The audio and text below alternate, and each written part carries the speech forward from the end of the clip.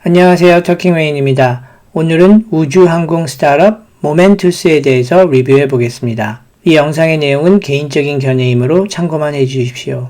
두 가지 살펴보겠습니다. 오늘의 증시 관련 뉴스, 모멘투스 리뷰. 그럼 바로 시작합니다. 오늘은 미국 증시가 연 이틀 동안 약세장을 보이고 있습니다. 하락의 폭이 크진 않았지만 전반적으로 모든 주식들이 제자리에 머무르고 있습니다. 미국 대선이 3주도 안 남았기 때문에 연일 트럼프와 바이든의 선거운동 뉴스가 대부분의 뉴스를 차지하고 있고, 미국 대법관 후보인 에이미 코니 버렛의 청문회가 진행되고 있어서 그에 관한 뉴스도 많이 보도되고 있습니다. 현재 월가의 분위기는 블루 스윕으로 대선과 상원, 하원 의원 선거가 민주당의 완승으로 끝날 것이라고 예상하고 있습니다. 공화당의 색은 레드고 민주당은 블루여서 블루 스윕이라고 하면 민주당이 상원과 하원의 과반수 이상 그리고 대통령까지 선거에서 이기는 것을 말합니다. 이번 주말쯤에는 바이든이 대선에서 이기게 되면 어떤 산업이나 섹터들이 유망할지, 그리고 반대로 성장이 주춤해질 산업이나 섹터에 대해서 리뷰해보는 영상을 만들어 보도록 하겠습니다. 지금 현재로는 마켓을 상승시키거나 하락시키는 촉매제가 될 만한 뉴스는 없어 보이기 때문에 내일 장은 오늘과 비슷한 양상을 보일 것 같습니다. 다음은 우주 항공기업 모멘투스에 대해서 알아보겠습니다. 모멘투스는 우주 항공 분야에서 여러 가지 비즈니스를 계획하고 있는 스타트업인데, 스테이블 로드라는 스펙 회사와 합병을 발표했습니다. 스테이블 로드 애퀴지션 콥의 티커 심볼은 SRAC입니다. 먼저 모멘투스가 어떤 비즈니스 비전을 가지고 있는지 알아보겠습니다. 모멘투스는 우주에서 운송과 인프라를 건설하는 서비스를 제공하는 회사가 되고 싶은 비전이 있습니다. 모멘투스가 계획하는 비즈니스와 서비스는 숏텀과 롱텀으로 나눌 수 있습니다. 일단 모멘투스가 숏텀으로 시작하려는 비즈니스들은 다음과 같습니다. 첫 번째는 스페이스 트랜스포테이션입니다. 모멘투스는 위성을 발사하기 원하는 고객사들의 위성들을 함께 모아서 한 번에 여러 대의 위성들을 발사하고 원하는 궤도까지 배달해주는 그런 서비스를 준비하고 있습니다. 모멘투스는 로켓을 직접 만드는 회사는 아니기 때문에 테슬라의 일론 머스크의 로켓 회사인 스페이스X나 아마존의 제프 베조의 로켓 회사 블루 오리진과 파트너십을 체결해서 로켓을 빌렸어야 합니다. 모멘투스는 다수의 위성들을 같이 발사할 수 있는 그런 컨테이너를 만들어서 이 서비스를 가능하게 하는 겁니다. 몇 개의 위성들을 이 컨테이너에 실어서 로켓에 컨테이너를 탑재하고 우주로 쏘아 보낸 후 이 컨테이너는 각각의 위성들을 원하는 궤도까지 배달해주는 역할을 하는 겁니다. 현재 스페이스X도 나사와 파트너십을 체결해서 벌써 몇 대의 위성을 우주로 실어 날랐습니다.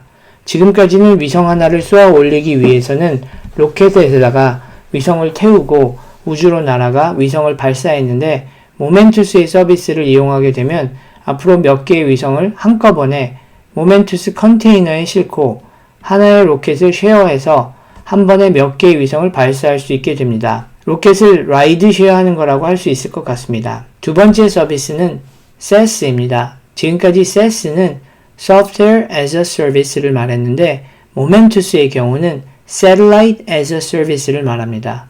한마디로 모멘투스의 위성 기술을 사용해서 고객사가 필요한 기능을 모멘투스의 위성에서 호스팅해주는 겁니다. 여기서 필요한 기능이랑 고객사의 필요에 따라서 다르겠지만 통신이나 사진 촬영, GPS, 기상사진이나 정보 수집 등등이 있을 수 있겠습니다. 지금까지는 어떤 회사가 자기의 위성을 발사하고 싶다면 그 회사는 위성을 자체 개발하거나 엄청난 돈을 지불하고 위성을 제조할 수 있는 회사들에게 위성 제조를 요청해야 합니다. 모멘투스의 SaaS 서비스가 가능해지면 고객사들은 자신들이 원하는 임무와 기능을 지원하는 모듈을 만들어서 모멘투스의 위성 호스팅 서비스를 이용하는 겁니다. 마치 클라우드 컴퓨팅 환경에서 서버 하드웨어를 직접 사서 쓰는 게 아니라 아마존 AWS나 마이크로서비스의 Azure 같은 클라우드 프로바이더들이 제공하는 버추얼 서버들을 이용해서 원하는 애플리케이션을 호스팅하는 것과 같습니다. 마지막으로 모멘투스는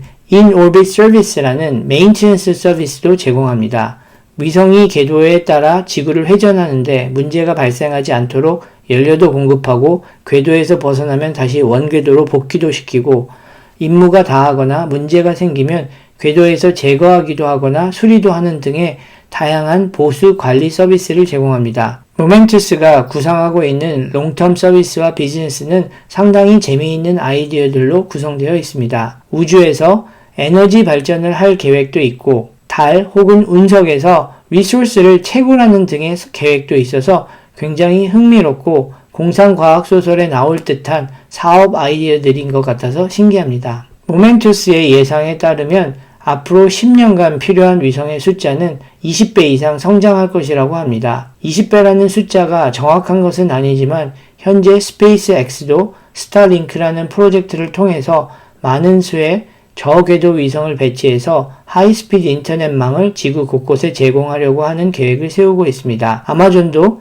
카이퍼라는 프로젝트를 통해서 스타링크와 같은 서비스를 제공하려고 하고 있습니다. 이런 서비스가 가능하게 하려면 적어도 10,000개 이상의 저궤도 위성이 필요하다고 알려져 있습니다. 우주 항공산업 부분에서 가장 앞서 나가고 있는 스페이스X와 블루 오리진이 이런 사업을 진행시키고 있다는 것만 봐도 앞으로 지구의 로어 오rbit을 회전하는 위성들의 수는 정말 빠르게 늘어날 것으로 생각이 됩니다. 그렇다면 하나의 로켓에 단 한 개의 위성을 실어서 발사하는 것은 너무나 비효율적인 일이 될 것입니다. 모멘투스의 스페이스 트랜스포테이션 서비스가 정말 실현 가능한 기술이고 서비스라면 모멘투스의 성장 가능성은 앞으로 최소한 몇십 배는 될 것이라고 기대해 볼 수 있을 것 같습니다. 모멘투스의 경영진 보겠습니다. CEO는 미카엘 코코리치로 이름이 러시아 태생일 것 같습니다.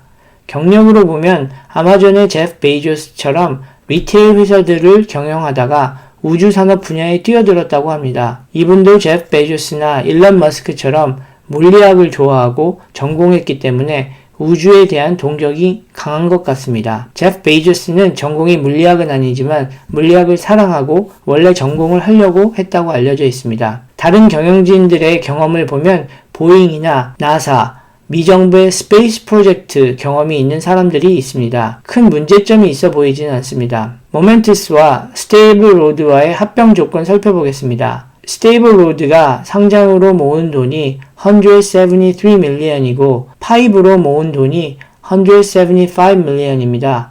그래서 총 348 million입니다. 모멘투스가 합병한 후 받는 현금이 283 million입니다. 그리고 30 million이 스테이블 로드의 창업자들이 받게 되는 돈입니다. 한마디로 합병을 성사시켰기 때문에 받는 보너스 같은 돈입니다. 또 35 million은 언더라이터 뱅크에 지불하는 비용입니다. 모금한 투자금 중 20%에 해당하는 돈이 비용과 스펙 파운더 보너스로 지급이 되기 때문에 스펙이 인기가 좋고 계속 생기고 있는 겁니다.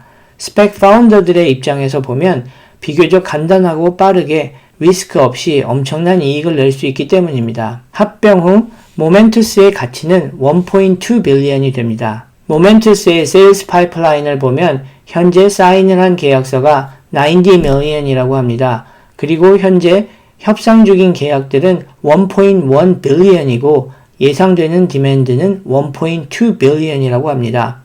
하지만 여기서 주의해서 살펴봐야 하는 점은 현재 사인된 계약서의 가치는 90 million인데 이 중에는 non-binding 옵션들도 포함이 되어 있다고 스몰 프린트로 나와 있습니다. non-binding 옵션이란 계약 당사자들 중에 누군가가 일방적으로 계약을 파기해도 괜찮은 것이기 때문에 액면 그대로 다 받아들일 수는 없는 겁니다. 또 모멘투스의 매출 계획을 보면 2023년부터는 흑자 전환을 할 수 있을 거라고 계획하고 있습니다. 그리고 2022년부터는 매출이 전년 대비 682% 성장하고 2023년에는 293% 성장을 할 것이라고 예상하고 있습니다. 굉장히 임프레시브하게 2025년부터 2027년까지의 그로스 마진이 70%대입니다. 계획상으로만 보면 굉장히 어그레시브하고 bulish합니다.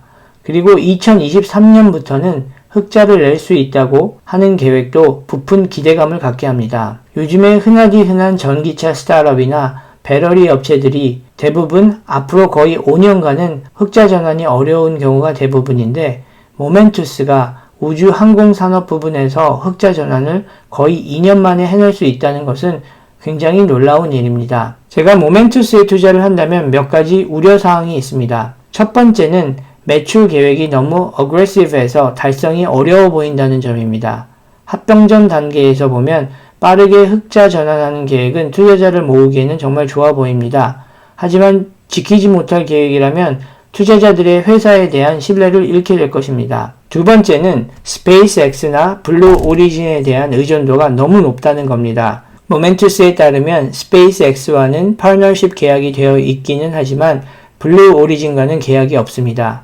어떤 이유에서든 스페이스X나 블루 오리진이 모멘투스와의 파트너십을 지속하지 않으면 모멘투스의 비즈니스는 바로 계전 폐업을 하게 되는 겁니다. 또 모멘투스가 70%의 마진율을 유지하려면 스페이스X나 블루 오리진에 지불하는 비용은 낮추고 효율을 높여야 하는데 로켓 회사들이 꼭 필요한 모멘투스의 경우 이런 비용 절감 노력이 가능할 것인가에 대한 걱정이 생깁니다. 그리고 모멘투스의 여러 대의 위성을 함께 나를 수 있는 컨테이너 기술이 얼마나 뛰어난지는 모르겠지만 스페이스X나 블루 오리진이 스페이스 트랜스포테이션 서비스를 시작한다면 모멘투스는 하루아침에 가장 경쟁력이 떨어지는 업체로 추락하게 됩니다. 로켓이 없는 모멘투스는 스페이스X나 블루 오리진과 경쟁다운 경쟁을 할 수가 없습니다. 이런 문제점들이 있기는 하지만 모멘투스의 비즈니스 아이디어는 앞으로 펼쳐질 우주 산업에 미리 투자할 수 있는 기회가 될 수 있다는 점에서 큰 관심이 생기기는 합니다. 현재 SRAC의 가격은 10불 40전으로 합병 발표 이후 큰 변화가 없습니다. 합병이 이미 발표되었기 때문에 당장이라도 가격이 오를 수도 있기는 하지만 제가 생각하기에 모멘투스는 위험 요소가 굉장히 큰 투자입니다. 모멘투스의 앞으로의 사업 계획을 보면 2020년 12월에 데모 커머셜 런치를 계획하고 있고 내년 상반기에 리미티드 커머셜 런치를 계획하고 내년 하반기에는 풀 커머셜 런치를 계획하고 있습니다. 모멘투스가 이런 마일스톤들을 하나하나 성공적으로 진행할 때마다 모멘투스를 소량씩 매수하는 것이 지금 제 계획입니다. 제가 다른 영상에서도 여러 번 말씀드렸지만 이렇게 위험 요소와 변동성이 큰 주식은 전체 포트폴리오에서 0.5%나 1% 정도로 시작하셔서 천천히 포지션을 키워가시는 게 좋다고 생각합니다. 이 계획들은 개인적인 의견이니 참고만 해주시고 투자를 하실 때는 리서치를 각자 하셔서 결정하셔야 합니다. 영상을 시청해 주셔서 감사합니다. 구독과 좋아요는 저에게 큰 힘이 됩니다. 감사합니다.